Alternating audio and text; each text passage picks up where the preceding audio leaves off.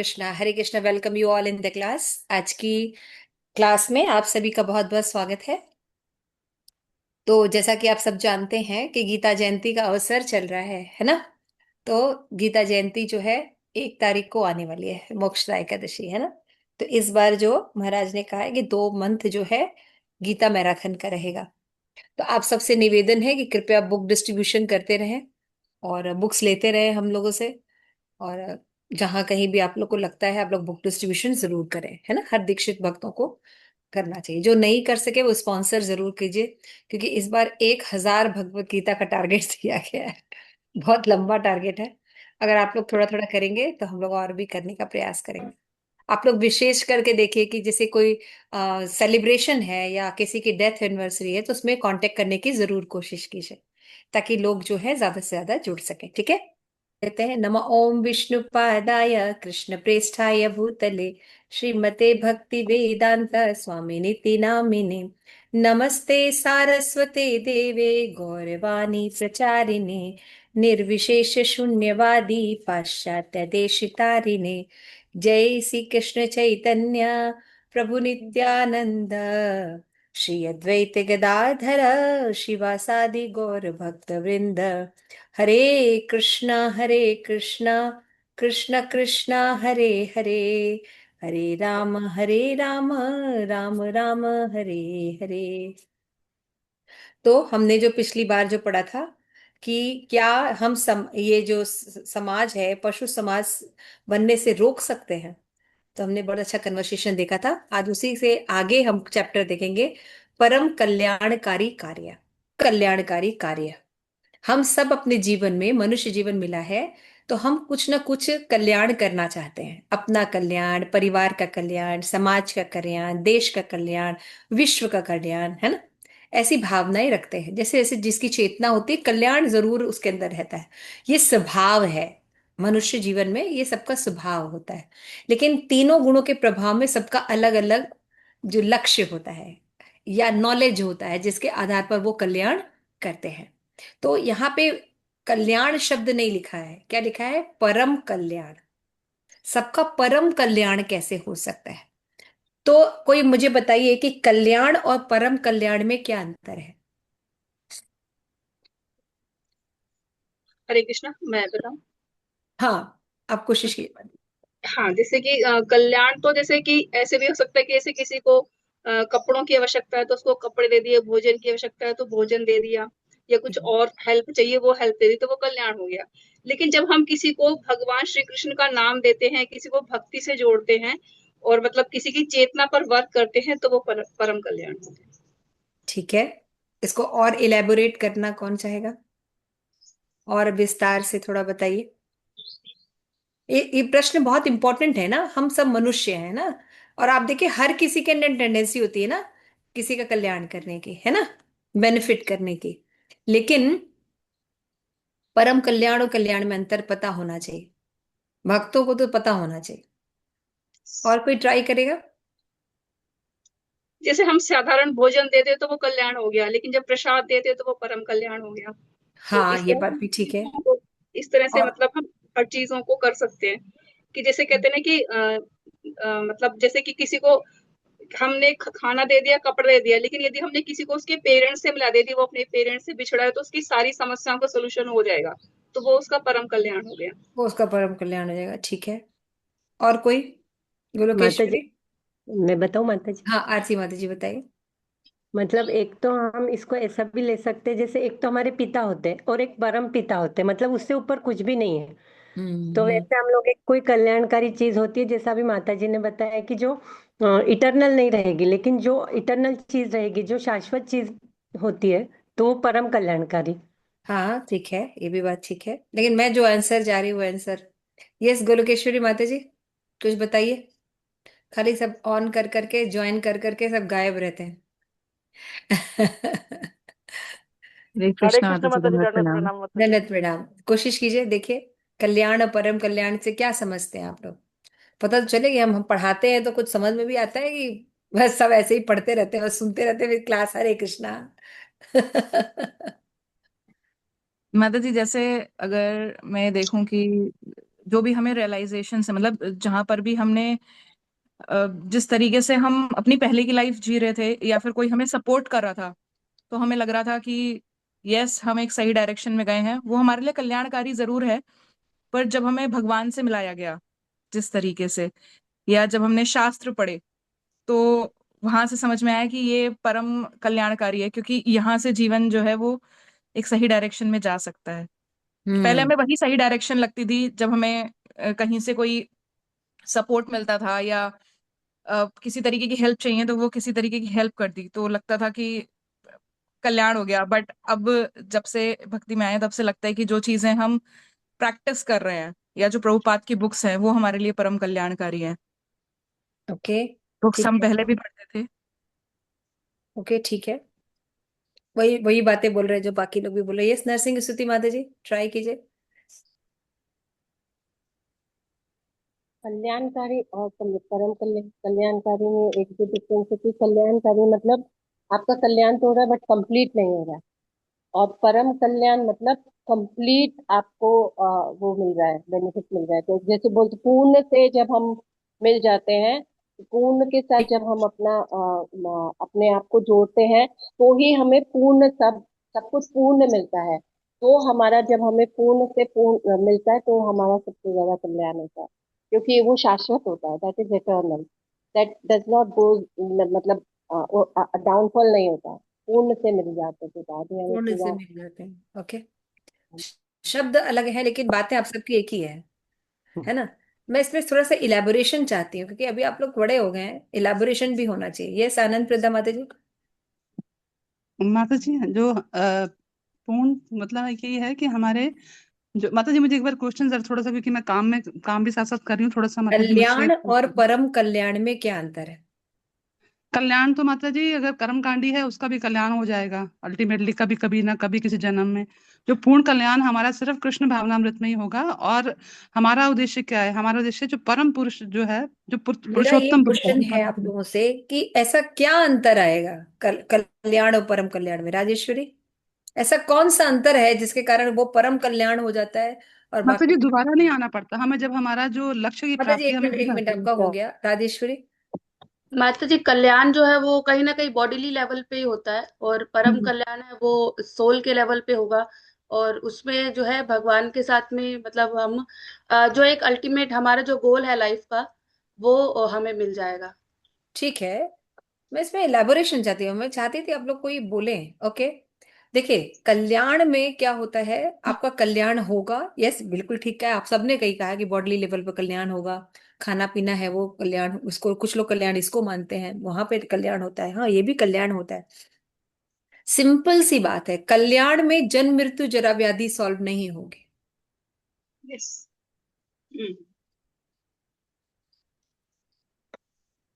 थोड़ा स्पेसिफिक होना चाहिए ना। हम्म। हम तो बोल तो रहे हाँ ये कल्याण है, कृष्ण भावना में, लेकिन कृष्ण भावना में ऐसा क्या होता है जो कि नॉर्मल कल्याण में नहीं होता, है ना? किसी को खाना, हम्म। जैसे आप लोग सब बोल रहे हैं परम कल्याण भगवान से जुड़ जाता है, और इसमें भगवान से नहीं जुड़ता, इसमें बॉडली कॉन्सेप्ट रहता है, उसमें बॉडली कॉन्सेप्ट नहीं रहता, सब ठीक है। लेकिन दोनों में अंतर क्या है? दोनों हम्म। कल्याण में अंतर यह है कि अगर हम किसी का कल्याण कर रहे हैं और उच्चतर नॉलेज नहीं है, तो हम उसको, उसकी प्रॉब्लम जो है जन्म मृत्यु जरा व्याधि से नहीं मुक्त कर सकते। यस। यस। लेकिन परम कल्याण का मतलब होता है कि उसकी परमानेंट शाश्वत रूप से जन्म मृत्यु जरा व्याधि से मुक्ति हो जाएगी और अपने आनंद में जीवन की तरफ वो चला जाएगा। जब तक रहेगा तब भी आनंदित रहेगा, और जब शरीर त्याग होगा तो डेस्टिनेशन जो प्राप्त होगा तब भी वो आनंद में रहेगा। ये अंतर हुआ ना? ठीक है, क्लियर हो रहा है? जन्म मृत्यु जरा, हमारी प्रॉब्लम जन्म मृत्यु जरा व्याधि है ना। तो कल्याण बॉडली लेवल पर करने पर जन्म मृत्यु जरा व्याधि से मुक्ति नहीं मिलती है, थोड़ी सी राहत मिलती है। लेकिन परम कल्याण में जन्म मृत्यु जरा व्याधि से राहत मिल जाती है। आइए देखते हैं, बहुत सुंदर कन्वर्सेशन है। अब होप आप लोगों को प्रभुपाद का ये अच्छा लगेगा। किसके किसके पास बुक्स है, कौन रीडिंग करना चाहेगा? Please raise your hands. एक दो तीन चार। ठीक है, थैंक यू। शिल प्रभुपाद हैदराबाद के आंध्र प्रदेश राहत कोष समिति के सचिव के साथ पत्र व्यवहार करते हैं। यदि केवल धन एकत्रित करने के द्वारा राहत कार्य कराना चाहते हैं तो मैं सोचता हूं कि वो सफल न होगा। आपको सर्वोच्च अधिकारी भगवान को प्रसन्न करना होगा और सफलता का यही मार्ग है। उदाहरण के लिए हरे कृष्ण महामंत्र के संकीर्तन के कारण यहाँ हैदराबाद में 2 वर्ष के अकाल के पश्चात वर्षा होना प्रारंभ हो रहा है। ठीक है, ये प्रभुपाद का कन्वर्सेशन है। क्या कह रहे हैं प्रभुपाद? हम सोचते हैं अगर धन दे दें तो लोग जो है वो सुखी हो जाएंगे, कल्याण हो जाएगा उनका, है ना चंद्रावली माता जी? ठीक है ना? धन से कुछ भी नहीं होगा। हाँ, धन से राहत होगी लेकिन परम हाँ, कल्याण नहीं होगा। परम कल्याण नहीं खाना होगा। मिल जाएगा, कपड़ा मिल जाएगा, है ना, एजुकेशन मिल जाएगा, इसी जगत में रहेगा वो व्यक्ति, लेकिन परम कल्याण नहीं हो पाए। ठीक है ना? ठीक है, आइए पढ़ते हैं। यस, कौन रीडिंग करेगा? राजेश्वरी आप रीडिंग करिए। इंग्लिश, हिंदी है? हिंदी है माता जी। ठीक है, इस लेसन का नाम कुछ देखा आपने? जी माता जी। Most benefit the supreme welfare work. The supreme welfare work. कितना सुंदर नाम है, बेनिफिट नहीं, वेलफेयर, सुप्रीम वेलफेयर वर्क। तो हमारा सुप्रीम वेलफेयर वर्क क्या है, आज हम जानना चाहेंगे। यस, पढ़िए राजेश्वरी, ध्यान से पढ़िएगा क्योंकि क्वेश्चन आप ही लोगों से पूछेंगे। चलो, पेन पेन और पेपर अपना लेके रखिए और ध्यान से पढ़िए, थोड़ा धीरे धीरे आराम से पढ़िए। राजेश्वरी शुरू करिए। श्रील प्रभुपाद हैदराबाद की आंध्र प्रदेश राहत कोष समिति के सचिव के साथ पत्र व्यवहार करते हैं। यदि केवल धन एकत्रित करके आप राहत कार्य करना चाहते हैं तो मैं सोचता हूं कि वह सफल नहीं होगा। आपको सर्वोच्च अधिकारी भगवान को प्रसन्न करना होगा और सफलता का यही मार्ग है। उदाहरण के लिए हरे कृष्ण महामंत्र के संकीर्तन के कारण यहाँ 2 वर्ष के अकाल के पश्चात वर्षा होनी आरंभ हो गई है। पूज्य स्वामी जी, इस जुड़वा नगर के निवासी अत्यंत प्रसन्न हैं कि उनको आपसे एवं आपके सम्मानित अनुयायियों से भेंट करने का सुअवसर प्राप्त हुआ। आप इससे परिचित होंगे कि पिछले 2 वर्षों से अपर्याप्त वर्षा के कारण और इस वर्ष पूर्ण रूप से वर्षा न होने पर आधे से अधिक हमारा राज्य गंभीर दुर्भिक्ष अकाल से ग्रस्त है। इस विपदा का सामना करने के लिए शासन के प्रयत्नों में सहायता देने के दृष्टिकोण से जीवन के विविध क्षेत्रों से चुने नागरिकों के एक केंद्रीय स्वयं सेवक संस्था बनाई गई है। इस संस्था के सदस्यों ने अकाल से पीड़ित क्षेत्रों का निरीक्षण किया है। वहां की स्थिति दयनीय है। ऐसे अनेक गांव हैं जहां पीने का जल मीलों तक प्राप्य नहीं है। चारे के अभाव में पशुओं के स्वामी अपने पशुओं को बहुत साधारण मूल्य पर बेच रहे हैं।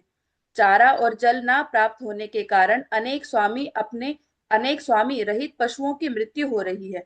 खाद्य की समस्या भी बहुत गंभीर है। खुले बाजार में अन्न के ऊंचे भाव के कारण बाजार के दामों पर अन्न खरीद पाना ग्राहकों की पहुंच से परे है। परिणाम स्वरूप कम से कम 50-60 लाख लोग दिन में एक बार भी भोजन नहीं पा रहे हैं। कई ऐसे भी हैं जो भुखमरी की स्थिति तक पहुंच चुके हैं। संपूर्ण स्थिति अत्यधिक दयनीय एवं हृदय विदारक है। अतएव हम आप माननीय श्रीमान से अपील करते हैं कि आप यह विचार करें कि किस प्रकार आपका संघ इन लाखों प्राणियों की इस अकल्पनीय विपत्ति के सर्वोत्तम ढंग से रक्षा कर सकता है। कमेटी यह सुझाव देना चाहती है कि आपके संघ के सदस्य आपकी प्रवचन सभाओं में आने वाले भक्तों से आंध्र प्रदेश राहत कोष में यथाशक्ति आर्थिक सहयोग देने की अपील करें। कमेटी आपके संघ के सदस्यों के साथ अपने प्रतिनिधियों को उन स्थानों पर भेजने को तैयार है जहां कहीं भी आप राज्य के लाखों भूखे लोगों को प्रसाद देना चाहें। मानव सेवा माधव सेवा है। अतः कमेटी को विश्वास है कि आपके दयालु संघ के द्वारा किया गया एक अल्प प्रयास भी इन सैकड़ों हजारों लोगों के कष्टों को दूर करने में परम सहायक होगा। आपकी भगवान की सेवा में टी.एल. कितीदिया, सचिव, आंध्र प्रदेश राहत कोष समिति, हैदराबाद, आंध्र प्रदेश। हाँ, तो देखिए ये लेटर है ना, प्रभुपाद के पास आया है ना, कमेटी के द्वारा, हैदराबाद। तो इन्होंने क्या प्रेजेंट किया है, क्या विषय प्रभुपाद के सामने रखा? यस, नरसिंह स्तुति माता जी, क्या विषय रखा? कि यहाँ पे जो है अपर्याप्त वर्षा के कारण, पूरी पूरी रूप से यहाँ पे वर्षा न होने के कारण यहाँ पे राज्य में जो है अकाल आया हुआ है। तो इसीलिए वो चाहते हैं कि इस विपदा को दूर करने के लिए कोई समाधान ढूंढे। और फिर उन्होंने लास्ट में लिखा, मानव सेवा ही माधव सेवा है। तो उसको रखते हुए कि उसकी कि हम विश्वास करते हैं कि यही मानव सेवा ही माधव सेवा है, तो आप इसमें जो है आगे मदद करेंगे। मानव सेवा माधव सेवा है, सुना है ना आपने कि अगर हम मनुष्यों की सेवा कर दे तो भगवान की सेवा हो जाती है। अब प्रभुपाद बोलेंगे कि नहीं बोलेंगे? हम्म। है आनंद पिता? जी माता जी। प्रभुपाद बताएंगे ना, मानव सेवा माधव सेवा है कि नहीं? जी माता जी। तो देखिए, तो अकाल पड़ा हुआ है हैदराबाद में। तो हैदराबाद की स्थिति क्या है? लोग केवल मांस नहीं खाते, गाय काट कर खाते हैं, बीफ बड़ी मात्रा में खाते हैं। और बड़ी मात्रा में बीफ गाय वहां पे कटती हैं। तो हमको ये लगता है कि अगर हम कुछ भी कर रहे हैं तो उसका कोई फल नहीं प्राप्त होता, है ना? हम कुछ भी कर रहे हैं, हमने अपने कमरे में कर लिया, अपने घरों में कुछ काम कर लिए, तो इसका कोई फल कोई देख तो रहा नहीं, तो कोई फल नहीं मिलता, ऐसा नहीं होता है। हम जो भी कार्य करते हैं उसकी प्रतिक्रिया जरूर होती है ना? तो जब शिल प्रभुपाद ने भी ये बात कई बार शास्त्रों से एग्जाम्पल दिया, और बाकी जगहों में भी ये बात लिखी है कि अगर मांस खाना ही है तो कभी कभी हम कुछ लोग जो मांस खाने के आदत है उनको रोक नहीं सकते, कुछ वर्ग को, है ना? उनकी आदत होती है, तो एटलीस्ट कम से कम निम्न पशुओं का मांस खा सकते हैं। शास्त्र कहीं कहीं विधान देता है कि निम्न जो पशु हैं, जैसे मुर्गी है, बकरी है ना, और भी कई टिंडे पिंडे पता नहीं क्या खाते हैं, कछुआ मर सब कुछ खा जाते हैं, तो वो सब खा सकते हैं। लेकिन गाय को किसी भी स्थिति में काटने की परमिशन या खाने की परमिशन नहीं दी गई, है ना? लेकिन ये बहुत ज्यादा हो रहा है। बाकी अगर गाय कट रही तो आपको उस समाज की स्थिति आप समझ ही सकते हो कि वहां पे दया का स्तर क्या होगा, कानून का स्तर क्या होगा, लोगों की जो मेंटेलिटी होगी वो कैसी होगी, है ना? तो वहां पे चाइल्ड अब्यूज से लेके सभी चीजें हो रही होंगी, है ना? तो जब ऐसी स्थिति है तो क्या होता है, प्रभुपाद कहते हैं जब हम बहुत ज्यादा मीट ईटिंग करते हैं और दानवी आसुरिक प्रवृत्तियों में रहते हैं, तो वहां पे अकाल पड़ता है, बारिश नहीं होती। तो जब बारिश नहीं होती है तो क्या होता है, सभी लोग जो है दयनीय स्थिति में रहते हैं। स्पेशली क्या करते हैं भाई, जो जिनके यहाँ पशु है वो क्या करेंगे कि अपने पानी पियेंगे कि पशु को पिलाएंगे, तो उनको रोड पर छोड़ देते हैं, औने पौने दामों पर बेच देते हैं कसाई घरों में। दूसरा बात कहा कि आपने आपके मिशन में हमने देखा है कि लोग मामन का कीर्तन करते हैं और प्रसाद डिस्ट्रीब्यूशन करते हैं ना, अन्नदान देते हैं लोगों को। तो अगर आपको लगता है कि कहीं पर करना है तो हमारी कम्युनिटी आपको हेल्प करेगी, क्योंकि हमें ऐसा लगता है कि भगवान की सेवा कैसे हो सकती है अगर हम मनुष्यों की सेवा करें। अगर हम मनुष्यों की सेवा करेंगे, मानव सेवा करेंगे, तो माधव सेवा अपने आप हो जाएगी। तो आप लोग भी इस बात से एग्री है ना? कई लोग अगर प्रभुपाद को नहीं पढ़े होंगे तो इस बात को जानते थे ना कि मानव सेवा ही माधव सेवा है ना? सुना आपने ह्यूमैनिटी? हाँ, इसका काफी प्रचार किया जाता है समाज में, यही बोला समाज में, जाता है ना? हम लोग भी इसी के अंश थे, हम लोग भी है। इसी थॉट को मानते थे, लेकिन प्रभुपाद से जब मिले तब समझ में आया कि क्या थॉट है ये। ठीक है, ओके, नेक्स्ट कौन पढ़ेगा? प्रेम पद्मिनी माता जी बुक है आपके पास? जी जी है। जी पढ़े प्लीज। श्री प्रिय कतीदिया जी, कृपया मेरा आशीर्वाद ग्रहण कीजिए। आपके पत्र एवं आपसे हुए व्यक्तिगत साक्षात्कार के संदर्भ में मैं अत्यंत विनीत भाव से आपको यह सूचित करता हूँ कि भगवान को प्रसन्न किए बिना कोई भी सुखी नहीं हो सकता। दुर्भाग्यवश लोग यही नहीं जानते कि भगवान कौन है और उनको किस प्रकार प्रसन्न किया जाए। इसीलिए हमारा कृष्ण भावनामृत अभियान लोगों के सामने प्रत्यक्ष रूप से भगवान को प्रस्तुत करने के लिए बनाया गया है।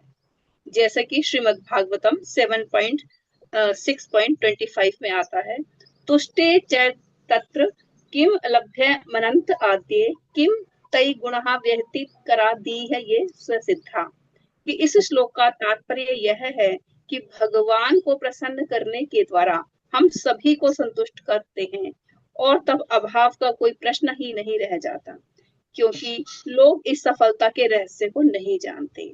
अतः वे सुखी होने के लिए अपनी स्वाधीन योजनाएं बना रही हैं, किंतु इस ढंग से सुख प्राप्त करना संभव ही नहीं है। आपकी कमेटी के लेटर हेड पर मैंने इस देश के अनेक महत्वपूर्ण व्यक्तियों का नाम देखा है, जिनकी लोगों को कष्ट से मुक्त कराने में रुचि है, परंतु इन लोगों को निश्चय ही यह ज्ञात होना चाहिए कि भगवान को प्रसन्न किए बिना उनके सब प्रयास निरर्थक ही होंगे। एक रोगी मनुष्य कुशल चिकित्सक और दवा की सहायता के बल पर ही केवल जीवित नहीं रह सकता। यद्यपि ऐसा होता तो किसी धनवान मनुष्य की कभी मृत्यु ही नहीं होती। हमें भगवान श्री कृष्ण की कृपा अवश्य ही प्राप्त करनी चाहिए।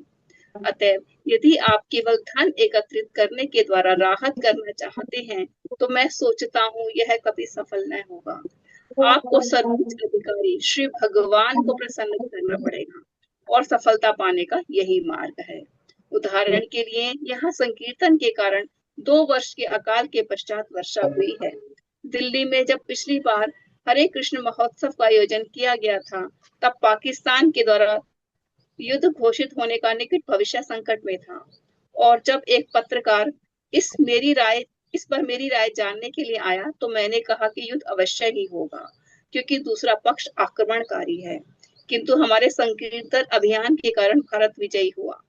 उसी प्रकार जब हम कलकत्ता में हरे कृष्ण महोत्सव का आयोजन किया, तो नक्सलवादी आंदोलन रुक गया। यह सब तथ्य है। संकीर्तन अभियान के माध्यम से न केवल हम जीवन की सभी सुविधाएं प्राप्त कर सकते हैं, वरन अंत में अपने घर भगवान के धाम में भी लौट सकते हैं। जो आसुरी प्रवृत्ति के लोग हैं, वे इसको नहीं समझ सकते, परंतु यह एक तथ्य है। अतः समाज के अग्रणी सदस्यों के रूप में मैं आपसे विनती करता हूँ कि आप इस अभियान में सम्मिलित हो जाइए। हरे कृष्ण महामंत्र का संकीर्तन करने से किसी प्रकार की भी हानि नहीं होती, परंतु लाभ महान है। भगवत गीता के अनुसार जो नेताओं के द्वारा स्वीकार किया जाता है, उसे साधारण मनुष्य भी मान लेते हैं। यद यद आचरति श्रेष्ठः तदस्थ देवतरो जनः य सत यत प्रमाणम कुरुते लोकस्त तदु अनुवर्तते। कि महान पुरुष जो आचरण करता है, साधारण मनुष्य उसका अनुसरण करते हैं। वह पुरुष अपने उदाहरण स्वरूप कर्मों से जो आदर्श स्थापित कर देता है, संपूर्ण विश्व उसके अनुसार कार्य करता है। कृष्ण भावनामृत अर्थात कृष्ण भक्ति का यह संकीर्तन अभियान अत्यंत महत्वपूर्ण है। अतः आपके माध्यम से मैं भारत के सभी अग्रणी मनुष्यों से यह अपील करना चाहता हूँ कि वे लोग इस अभियान को अत्यंत गंभीरता पूर्वक ग्रहण करें और हमें इस अभियान का संपूर्ण विश्व में आचार प्रचार करने के लिए सभी प्रकार की सुविधाएं प्रदान करें। तब न केवल भारत में, वरन संपूर्ण विश्व में सुख और समृद्धि का राज्य छा जाएगा। आशा करता हूँ कि आप स्वस्थ होंगे। आपका शाश्वत शुभेच्छु, ऐसी भक्ति वेदांत स्वामी। श्री प्रभुपाद की जय। Krishna, thank you so much. तो प्रभुपाद ने इसका आंसर लिखा। किसी ने मान लीजिए एक प्रश्न पूछा और प्रभुपाद का ये दूसरा लेटर क्या है, उसके लिए आंसर है। ठीक है ना? तो थोड़ा आप लोग अपना कॉपी पेन निकालिए, है ना? कॉपी पेन निकालिए और उसमें मुझे ये बताइए कि अगर जिसमें श्लोका लिखा है ना, यद यद आचरति श्रेष्ठ, जैसा श्रेष्ठ व्यक्ति आचरण करता है, बाकी लोग उसका अनुगमन करते हैं। है ना? ऐसा सुना है ना? आप लोगों ने भी अपने जीवन में देखा होगा। तो आप अपने जीवन में किन्हीं 2 श्रेष्ठ व्यक्तियों का नाम लिखिए, जिससे आपके जीवन में आध्यात्मिक परिवर्तन हुआ है, और कोई 4 परिवर्तन लिखिए। समझ में गया? कोई 2 श्रेष्ठ जीवन में आपके आया व्यक्ति या प्रभु या जो माता जो भी आए आध्यात्मिक क्षेत्र में, उनके लिए कृतज्ञता से युक्त एक लिखिए कि उनके कारण क्या 4 बातें, 2 उनके लिए 2 उनके लिए, क्या 4 बातें आपके जीवन में बदलाव लेके आए। क्या आप जो है मेटेरियलिस्टिक से स्पिरिचुअलिस्ट हुए, भौतिकतावादी से आध्यात्मिकवादी हो गए। क्या 4 परिवर्तन हुए आपके जीवन में? लिखिए। हरे कृष्ण। मेरे जीवन में 2 जने हैं जिनकी वजह से I don't have to mention the name. No, don't mention the name. Just tell what 4 things changed in your life. दो व्यक्ति है, एक मेरी स्पिरिचुअली मेरे जन्म देने वाले और एक पालन वाले, दो व्यक्ति हैं जिनकी वजह से चेंजेस आए हैं। तो वो जो चेंज है ये है कि मतलब मुझे लगता था कि मैं बहुत स्पिरिचुअल हूँ, पूजा वूजा करती थी, बट एक्चुअली स्पिरिचुअलिटी क्या है वो उन्होंने उनके पास जाने से मुझे समझ में आया, क्योंकि मुझे आध्यात्मिक नॉलेज जो बुक की थी वो उन्होंने दी। और उन जो मेरी एक गुरु की खोज थी, बहुत समय से मेरे गुरु की खोज थी कि मुझे एक अच्छे गुरु चाहिए और जो मुझ मेरा सही तरह से मार्गदर्शन करे, वो खोज मेरी समाप्त हुई थी जब मैंने उनका संग किया और उनकी कृपा से मुझे गुरु महाराज से दीक्षा मिली थी। तो उन्होंने मुझे बहुत पुश किया था। और दूसरे जो हैं, जो ये तो मेरे जन्म देने वाले जिनसे मैं बहुत इंस्पायर्ड हूँ, जिनकी बहुत कृपा है, और एक मेरे पालन करने वाले हैं जो मेरी शिक्षा गुरु। तो वो उनकी वजह से मतलब मुझे स्पिरिचुअल, जो मैं एक अंडर कॉन्फिडेंट थी, आउटस्पोकन नहीं थी और बहुत ज्यादा इंट्रोवर्ट थी, वो सारे चेंजेस मतलब उन्होंने मुझे अगेंस्ट माय नेचर एकदम बना दिया। और उसकी वजह से मैं कॉन्फिडेंटली बोल पाती हूँ, लोगों के बीच में बात कर पाती हूँ, आउटस्पोकन हो गई हूँ। और मैं जो प्रचार, जो श्रील प्रभुपाद जी का जो मिशन है, बहुत बड़ा मिशन जो मतलब हम सबको करना चाहिए कि प्रचार ही सार है, वो उसमें भी मैं उनकी कृपा से ही, उनकी पुशिंग की वजह से मैं कर पाई हूँ। So I will always be indebted for these two people, because जो भी कुछ आज मैं कर रही हूँ, whatever I am doing because of those people, and I am thankful to them. I will thank you, indebted. Thank you, thank you so much. तो ये दो चेंजेस माता जी के जीवन में आए, बहुत ही अच्छा चेंजेस है। यस, प्रेम पद्मिनी माता जी। हरे कृष्णा माता जी, दंडवत प्रणाम। धन्यवाद। सबसे पहले तो मुझे मनुष्य जीवन का लक्ष्य प्राप्त हुआ, मतलब मेरी ये बहुत इच्छा थी कि मतलब मेरे एक प्रश्न हमेशा होता था कि मनुष्य जीवन ही श्रेष्ठ क्यों है। ये प्रश्न मुझे बहुत परेशान करता था। मुझे लगता था कि ऐसे पक्षियों का जीवन भी तो कितना अच्छा है, वो कितना स्वतंत्रता से, कितना एंजॉय, आकाश में उड़ रही हैं और मतलब अपना जीवन बिता रही हैं। तो मतलब सबसे मुझे ये पता चला कि मनुष्य जीवन कैसे श्रेष्ठ है और मनुष्य जीवन का लक्ष्य क्या है, वेरी ये मुझे नाइस। पता चला। और जैसे दूसरा है फिर गुरु की, प्रमाणिक गुरु की प्राप्ति हुई, प्रभुपाद आश्रय मिला, और गुरु महाराज का आश्रय मिला। ये जय। एक सबसे बड़ा चेंज है। और तीसरा है कि जैसे पहले हम देवी देवताओं की पूजा भी करते थे, तो हमें नहीं पता था कि भगवान कौन है और देवी देवताओं का क्या स्थान है, किसका क्या स्थान है। हम्म। तो वो हमें पता चला कि श्री कृष्ण ही जो है ईश्वर परम कृष्ण सचिदानंद विग्रह अनादि राधि गोविंद सर्व कारण कारणम। तो ये जब चीजें हमें जीवन में आई, तो फिर हम देवी देवताओं के साथ उनका रिलेशन, हमारे साथ, और वो जो सारी चीजें हैं ये हमें क्लियर हुई एकदम कि किसका क्या स्थान है और हमें किसकी पूजा करनी चाहिए और कौन जो है हमारे जीवन में सर्वश्रेष्ठ सर्व प्रमुख है। मतलब ये पता हम्म। चला। और हम प्रसाद खा रहे हैं, पहले हम पाप खा रहे थे और हम प्रसाद खा रहे हैं। मतलब वैसे तो बहुत लंबी लिस्ट है, लेकिन मतलब मुख्य नहीं, तो ये चार चीजें बतानी है। थैंक यू सो मच, और बहुत ही अच्छी चीजें आपके जीवन में चेंजेस आई हैं। ओके। यस, आरती माता जी प्लीज शेयर कीजिए चार चीजें। अनम्यूट कीजिए।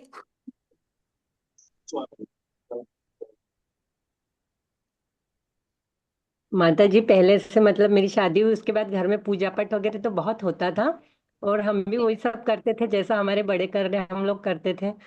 लेकिन फिर जब मेरा बेटा इस्कॉन से जुड़ा, नागपुर में पढ़ता था, तब वो आकर के सब चीजें बताता था, सिखाता था। तब मैं इतना नहीं सीरियसली सीखती थी, उसको ही डांटती थी कभी कभी, कितना करने लग गया है तू, कितना करने लग गया।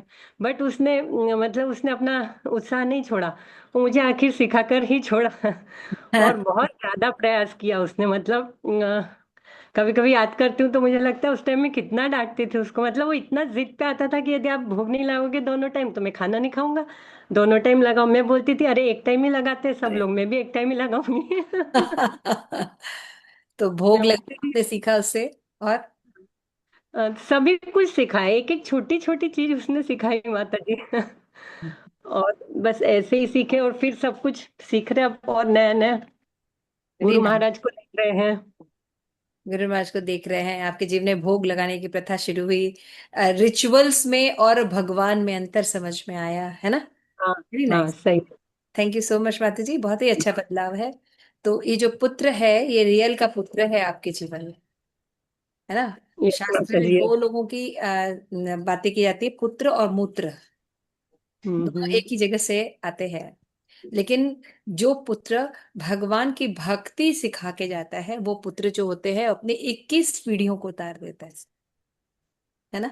तो ऐसा नहीं कि कुछ शास्त्र में लिखा है तो ऐसा नहीं होता, बिल्कुल वैसा ही हो रहा है। देख रहे हैं ना अपने जीवन में चेंजेस। ओके, गोलोकेश्वरी माता जी। हरे कृष्णा माता जी, विनोद प्रणाम। माता जी, सबसे पहला चेंज जो मेरे अंदर आया था वो ये था कि मैं हमेशा, मतलब जब मैं कौन से नहीं भी जुड़ी थी, मैं हमेशा ठाकुर जी से यही प्रे करती थी, क्योंकि भगवत गीता पढ़ती थी तो लगता था कि भक्त होने चाहिए लाइफ में। बट हमेशा कोई एक ऐसा भक्त चाहिए था जो कि गलत रास्ते पे ना लेके जाए। मतलब बहुत जगह धोखा खाया था लाइफ में, लोगों से, ऑफिस में, तो लगता था।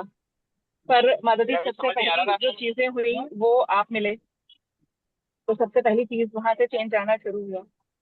दूसरी चीज माता जी, जो सबसे बड़ा चेंज हुए वो हुआ थॉट प्रोसेस में मेरा। थॉट मतलब प्रोसेस। मैं, माता जी, जहाँ से जिन सिचुएशंस को मैं पहले डील करती थी और मैंने देखा जिन सिचुएशंस को मैं अब डील करती हूँ, बहुत चेंज है। मतलब ये जो रास्ते से आए ना, सबसे बड़ा बिगेस्ट चेंज दूसरा मेरे में ये था।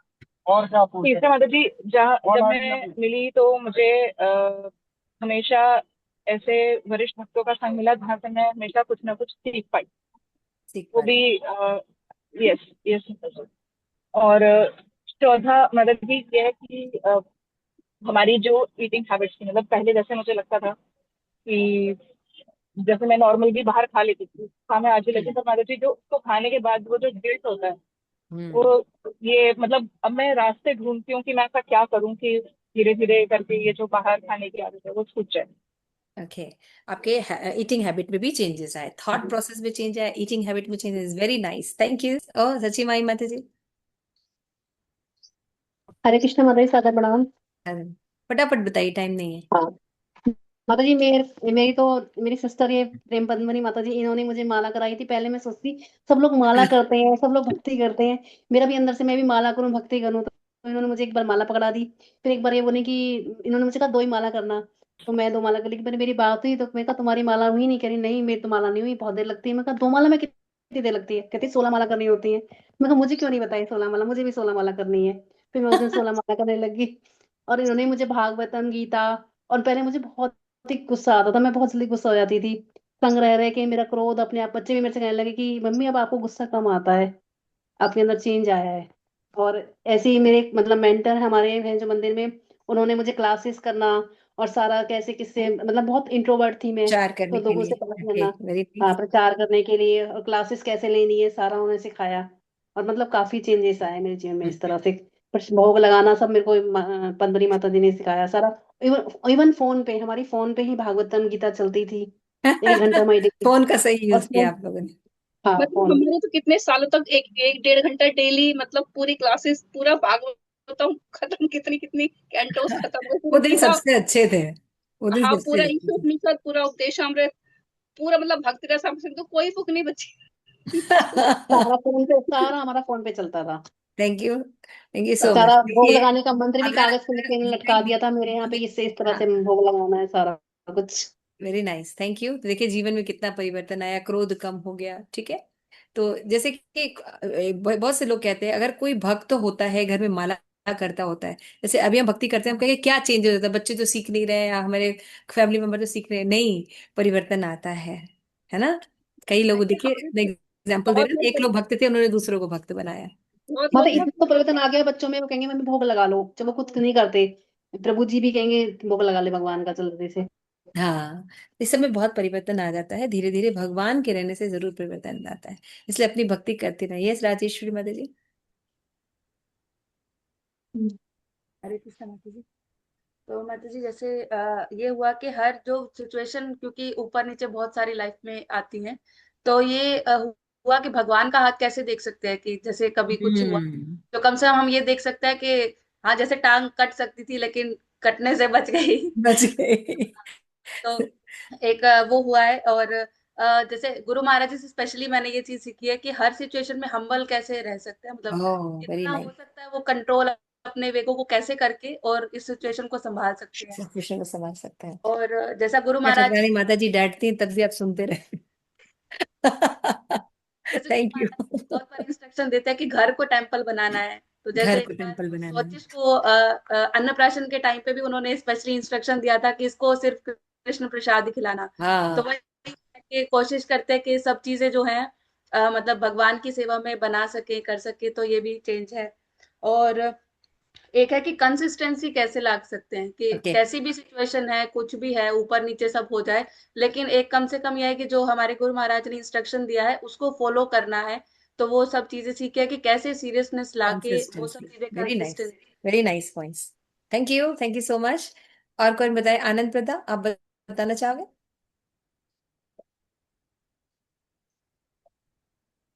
अनम्यूट कीजिए माता जी, अनम्यूट।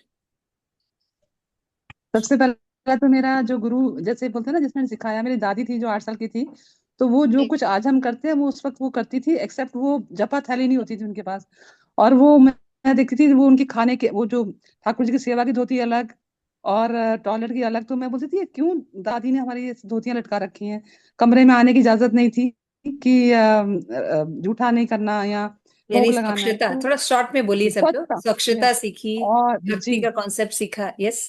एग्जैक्टली मेन था कि जो कर्म कांड में हम लोग लगे थे ना, हर कर्म साल वैष्णो कांड से देवी जाना ऊपर है। आके भक्ति में आए। तो वो ओके। उससे निकल के पता चला। और मेरी तब मुझे 16 साल तक पता था, 16 साल तक या 30 साल तक पता था स्वर्ग और नरक ही होता है, हाँ, उसके अलावा हाँ, कुछ नहीं होता। हाँ, स्वर्ग नरक तो की। जब जी, तो वो मुझे ये पता चला कि जब इस्कॉन में सुबलदास की वजह से आए, उनकी कृपा से आए, कि भगवान की प्राप्ति ही हमारा जीवन का लक्ष्य है। यस, स्वर्ग और नरक से ऊपर भी जो चीजें हैं। कुछ है। और तब पता चला कि जो मेरी दादी जी 24 घंटे माला करती थी, 24 घंटे माला करती थी मतलब। तो वो कहती थी कैसे करती है, इनको कुछ खाने का कुछ होश नहीं। और मेरा पहले था सारा दिन जहां जाऊं वहां खा लिया, मतलब खाना है। अब लगता है कि नहीं, अब सिवाय भोग के मतलब मल खाया, अगर भोग नहीं लगाया तो मल खाया। तो ये मेरे को और एक जो सच्चिदानंद प्रभु ने और आपने जो सिखाया कि दया, क्षमा, सहनशीलता, वैष्णव सेवा। तो बस इस और तृणदपि, अब मुझे सिर्फ एक ही सुनाई देता है, तृणदपि सुनिचेना तरुरपि सहिष्णुना अमानि न मान देन कीर्तिन सदा हरि। Thank you. तो माता जी नाइस। बहुत कुछ है, थैंक यू। बहुत नहीं कुछ नहीं, है, बस थैंक लेकिन यू। अदिति माता जी, आप कुछ थैंक यू। शेयर करना चाहेंगे? Thank you. कोई 4 चीजें आपने सीखी वैष्णव के संग से? हरे कृष्ण। फादर से ही सीखा सब कुछ, हरि नाम वगैरह। लाइन ले रहा हूँ। हाँ माता जी, हरि नाम सीखा, और क्या सीखा? बस मेरे फादर ने ही मुझे बताया कि कौन यहाँ पे मंदिर, अंग्रेजों का मंदिर है ये, तो वहां जाया करो। तब जाके फिर मैं यहाँ मंदिर में आई, तब मुझे अपने प्रामाणिक गुरु मिल गए थे। तो ये सब उन्हीं की वजह से आज परिवर्तन ही आया है कि हम लोग सब प्रभु जी और हम लोग भक्त बन गए हैं। सब लोग भक्त बने और भक्ति करें। Very nice, thank you so much. और कोई रह गया? हाँ, चंद्रावली माता जी, आप बताएंगे? माता जी हरे कृष्णा। मैं परम कृष्ण माता जी, हमें जूम मंदिर ज्वाइन करना बताइए। तो मैंने जूम मंदिर ज्वाइन किया, आपके ग्रुप में ज्वाइन करा दी उन्होंने। तो आपके ग्रुप में ज्वाइन करने से मैं बहुत सारे बुक रीडिंग कर पाए, बहुत सारे नॉलेज हुआ बुक रीडिंग करके। पहले बुक रीडिंग तो कुछ नहीं करते थे, फिर गीता भागवतम पढ़ना शुरू किए। और माता जी फिर प्रेयर सब सीख लिया, मंगला आरती, नरसिंह प्रेयर, माला जप करना हाँ, शुरू प्रेयर कर सीखे, दिए। प्रार्थना कैसे हाँ, करनी चाहिए। पहले तो माला करते थे कभी नहीं करते थे, लेकिन अब जब दीक्षा हो गया तो रेगुलर। यस, गुरु मिले, दीक्षा हुई और आप regular. Thank you so much. तो देखिए, आप सभी ये बता रहे हैं कि अगर कोई श्रेष्ठ व्यक्ति आपके जीवन में आता है तो आपके जीवन की जो पूरी नींव होती है उसमें बदलाव हो जाता है ना। कैसे हम आत्मा को लेकर अपने शरीर का पालन कर रहे हैं उसका। पहले सारे भगवानों की पूजा करते थे, अब पता चल गया जी नहीं, कृष्ण ही सुप्रीम है, उनका पूजा करने से सारे देवी देवता खुश होंगे। बहुत बहुत धन्यवाद। तो देखिए, यहाँ पे जो कॉन्सेप्ट है मानव सेवा माधव सेवा, इस कॉन्सेप्ट को शिल प्रभुपाद डिनाई करते हैं, मना करते हैं। प्रभुपाद कहते हैं किसी व्यक्ति की अगर आप मदद कर रहे हैं और इसके बदले में आप सोचिए कि वो भगवान की सेवा हो जाती है, तो ऐसा नहीं होता। ऐसा नहीं होता, समझ रहे हैं? लेकिन वो व्यक्ति वैष्णव होगा तो हो सकता है, लेकिन फिर भी माधव सेवा नहीं होगी। आप भगवान की भक्ति प्राप्त कर सकेंगे वैष्णव की सेवा। ठीक है, समझ में आ रहा है? लेकिन किसी भी हालत में किसी मानव की सेवा करने पर माधव सेवा नहीं होती है। समझ में आ गया? तो इसीलिए प्रभुपाद ने सबसे पहला जो उनका उत्तर दिया, क्या उत्तर दिया कि आप ये सोचते हैं कि हम कुछ धन एकत्र कर लेंगे और लोगों को जाके कुछ हेल्प कर देंगे तो उनका जीवन के कष्ट दूर हो जाएंगे, ऐसा कभी किसी भी सिचुएशन में नहीं हो सकता। समझ में आ गई? किसी को धन के द्वारा या अन्य परिस्थितियों में हेल्प कर कर हम उसको राहत नहीं दे सकते। जब तक भगवान कृष्ण की सेवा नहीं की जाएगी, जब तक लोग ये नहीं जानेंगे कि भगवान श्री कृष्ण ही सुप्रीम पर्सनालिटी ऑफ गॉड है और उनकी जाता है, तब तक हम सुखी नहीं हो सकते।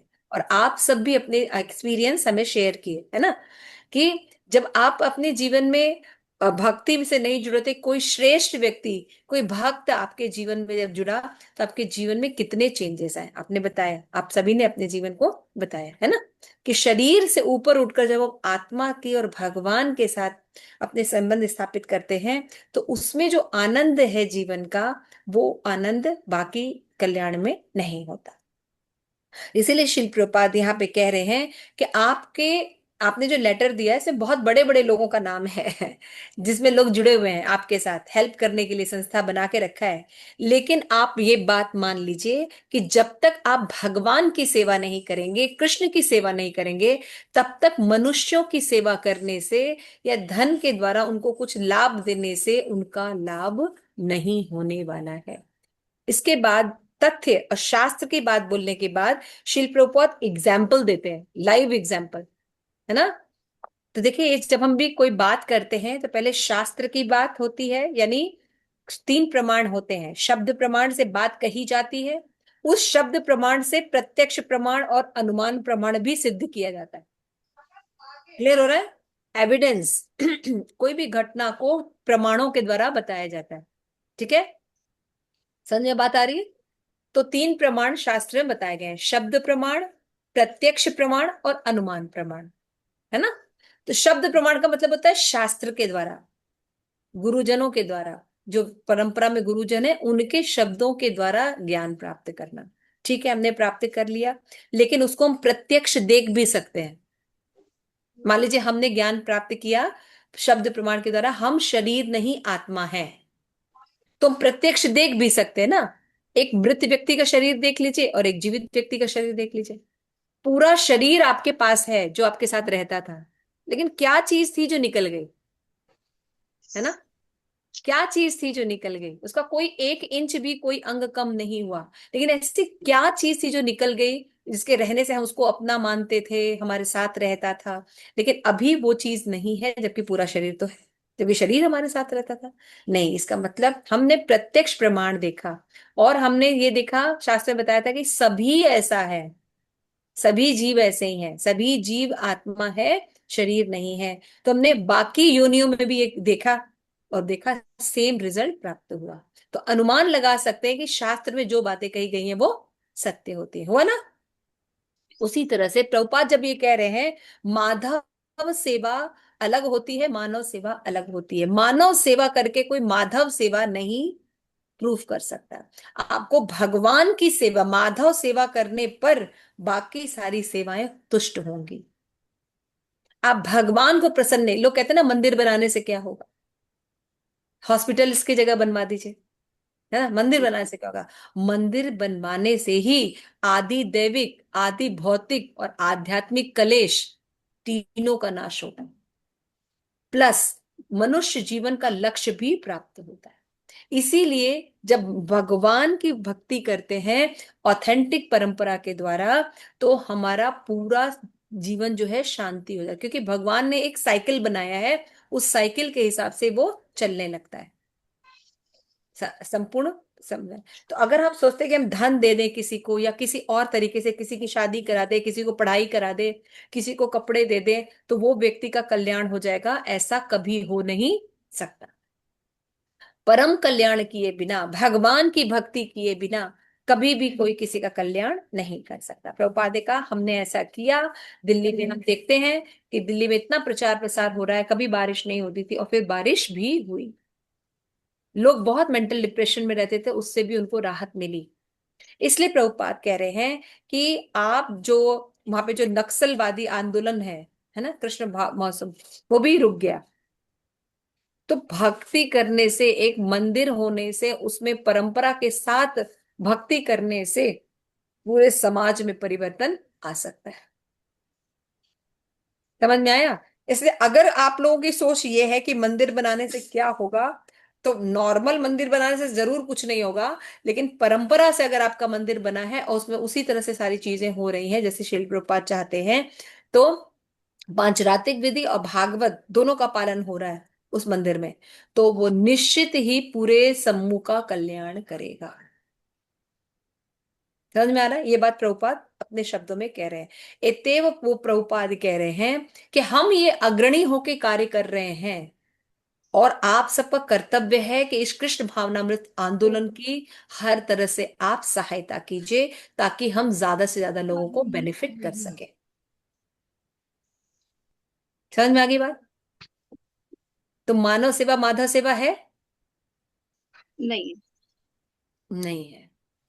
लेकिन माधव सेवा से मानव सेवा हो सकती है? यस, हो सकता। कोई भी सेवा हो सकती है, केवल मानव सेवा ही नहीं होगी, सभी जीव जंतु सुखी रहते हैं। इसीलिए राम राज्य में ये तीनों क्लेश नहीं था, है ना, किसी की अपनी अकाल मृत्यु भी नहीं होती थी और लोग प्रसन्न थे। क्यों? क्योंकि उनकी गति भी, आगे की गति भी क्या थी? भगवत धाम थी। ठीक है ना? तो आज भी ये बात है ना, आज भी ये बात है। ठीक है? तो इसीलिए प्रभुपाद कह रहे हैं कि संपूर्ण विश्व सुख और समृद्धि का राज्य छा जाएगा। देखिए कितना बड़ा ज्ञान है जिसको हम छोड़ दे रहे हैं, है ना। तो हमें इसको पहले पूर्णतः समझना है ना, कि शब्द प्रमाण है कि मानव सेवा से माधव सेवा नहीं होती।